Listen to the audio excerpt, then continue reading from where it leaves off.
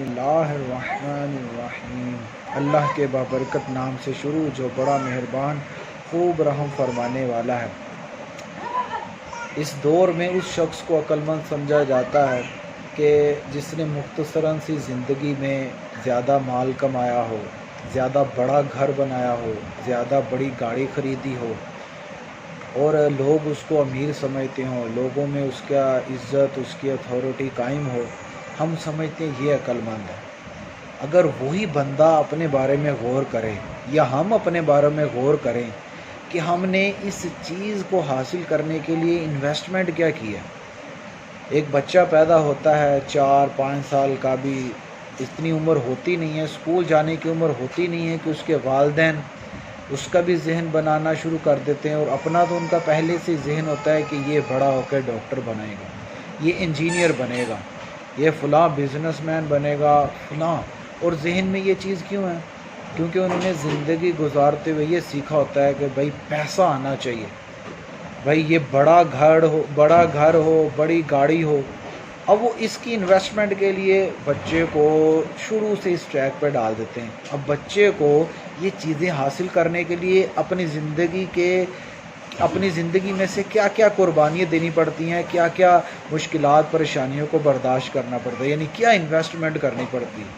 4 سال سے کام شروع ہوتا ہے، نرسری، پریپ، پھر اس کے بعد میٹرک تک، میٹرک کے بعد ایف ایس سی، اور بعض لوگ کہتے ہیں کہ بس یہی ایف ایس سی کر لو اس کے بعد زندگی آسان ہے، لیکن ایف ایس سی پھر اس کے بعد میڈیکل کالج میں یا انجینئرنگ انسٹیٹیوٹ میں یا کسی بھی انسٹیٹیوٹ میں وہاں پر جا کے بھی بہرحال محنت کرنی پڑتی ہے، پڑھنا پڑتا ہے، مشکلات برداشت کرنی پڑتی ہیں۔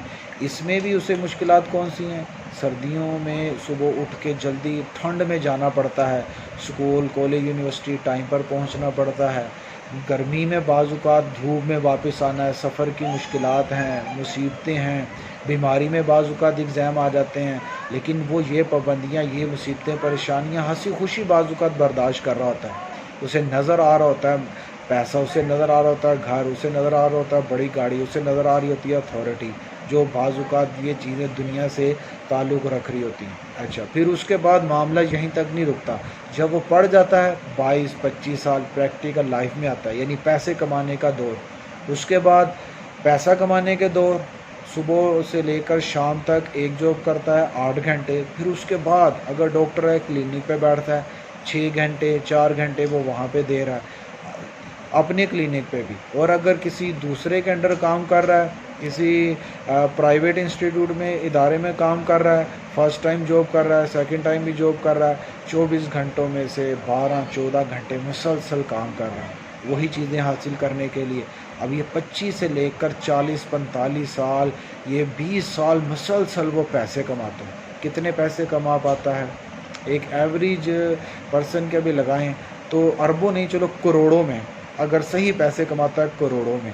اب کروڑ پیسہ کمانے کے لیے اپنے 20 سال 25 سال زندگی کے دے دیے، اتنی مشکلات پریشانیاں برداشت کی، اور خود اپنی ذات پہ کیا خرچ کر رہا تھا؟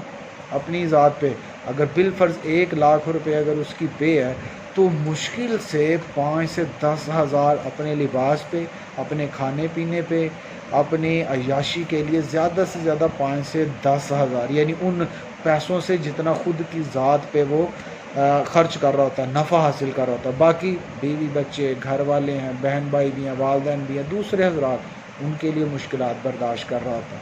یا مال جمع کر رہا ہے بینک بیلنس، اور کیوں جمع کر رہا ہے؟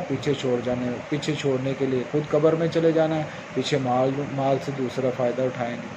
اور جب 45-50 سال گھر میں بیٹھ کے اپنے مال سے نفع حاصل کرنے کا دور تھا، تب کسی بیماری میں مبتلا ہے، دل کی مرض میں، بلڈ پریشر کا مریض ہے، گردوں کا مریض ہے، پیسے اس پہ لگ رہے ہیں۔ یا بعض اوقات 50-60 سال عمر ہوتی ہے، قبر میں پہنچ جاتا ہے، گھر والے انتظار میں ہوتا ہے یہ قبر میں جائے، اس کا مال ہمارے قبضے میں آئے، ہم فائدہ اٹھائیں۔ محنت کس نے کی تھی؟ 4 سال سے لے کر 45-50 سال مسلسل ہم نے محنت کی، اور مال سے فائدہ کون اٹھا رہا ہے؟ دوسرے۔ اتنی مشکلات برداشت کی۔ کیا یہ انویسٹمنٹ تھوڑی سی تھی؟ اور پروفٹ یہ بہت زیادہ انویسٹمنٹ، زندگی کے قیمتی سال گزار دیے، اور جب پروفٹ کی باری آئی تو کوئی اور پروفٹ حاصل کر رہا ہے۔ اللہ تبارک و تعالی ہمیں سوچنے کی توفیق عطا فرمائی۔ انشاءاللہ اگلے پروگرام میں یہ عرض کروں گا کہ کوئی ایسی انویسٹمنٹ ڈھونڈی جائے کہ انویسٹمنٹ تھوڑی ہو اور پروفٹ بہت زیادہ ہو، جو ہماری ذات سب سے زیادہ اس سے مستفید ہو۔ یعنی ہم اگر انویسٹمنٹ کریں تھوڑی ہو اور ہماری ذات کو زیادہ فائدہ پہنچ رہا ہو۔ اللہ تبارک و تعالی ہمیں نیک بننے کی توفیق عطا فرمائے۔ آمین۔ وآخر دعوانا ان الحمد للہ رب العالمین۔